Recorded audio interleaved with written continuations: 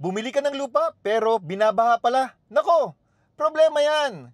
Ngayon nga ay nakakaranas ang Puerto Princesa ng matinding pagbaha at sa ilang taon kong paninirahan dito ay ngayon ko lang ito nasaksihan. Pero bakit nga ba ito nangyayari at paano mo maiiwasan na ang lupa mong bibilhin ay hindi flood prone area? Ang unang dahilan ay ang mabilis na progress ng Puerto Princesa City at masasaksihan natin ito sa kaliwat kanan na constructions ng mga buildings dito.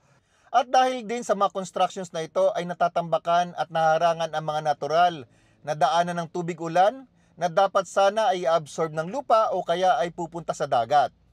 Ang pangalawang dahilan ay ang kakulangan ng drainage system o flood control infrastructure dito sa Puerto Princesa City. Saan ka naman nakakita ng magtatayo ng kalsada at maraming buildings ang tinatayo pero walang mga drainage. At ngayon, ang resulta ay makikita na natin ang mga mabababang lugar na dati naman ay hindi binabaha, ay ngayon ay lubog sa tubig. Ngayon ang tanong, paano mo maiiwasan ang flood-prone area kung bibili ka ng lupa? Ito po ang ilan sa mga paraan. Una, i-check ang lugar kung meron nga bang malapit na ilog dito. Pangalawa ay magtanong-tanong ka kung ang lugar nga ba ay binabaha, lalo na kung malakas ang ulan. At pangatlo ay pwede mong i-check ang website na ito. Pumunta ka sa noa.up.edu.ph at i-search mo ang location ng lugar kung saan mo planong bumili. Nandito ako ngayon sa mapa ng Puerto Princesa. Yung yellow, orange, and red are hazard level. Ang ibig sabihin ng pula ay high hazard, ang ibig sabihin ng orange ay medium hazard, at ang ibig sabihin ng yellow ay low hazard area. Ngayon, i-check natin itong mga areas na binabaha ngayon dito sa Puerto Princesa. So based on mga Facebook post, ang isa sa binabaha ay ang Bangkaw-Bangkaw area. So mapapansin nyo dito, ayan, sa Bangkaw-Bangkaw meron po ditong area na binabaha. Ito yan, along Gabinete Road. So confirmed, nasa medium risk area.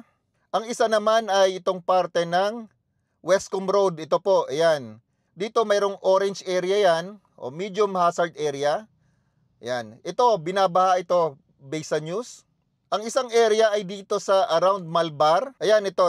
Ito, yung binabaha sa Malbar Road, yung tapat sa Legend. Ayan, sa may tapat ng Ford yan, parati itong binabaha. So kitang-kita naman dito sa mapa. Itong San Manuel, ayan. So dito sa mapa, base po dito ay high hazard or medium hazard ang mga lugar na ito. At ang isa sa nakikita ko sa news ay itong Siksikan ay binabaha din ngayon.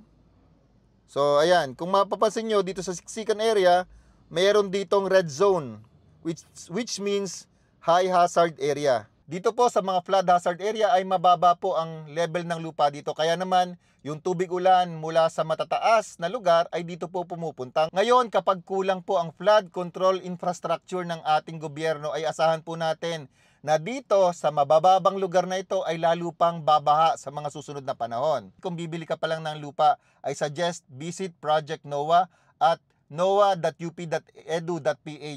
Sigurado po ako na makakatulong ito sa inyo na ang bibili nyong lupa ay hindi flood-prone area. Meron po ba kayong natutunan sa video na ito? This is Broker Nelson of Homes Realty at see you po sa next na video.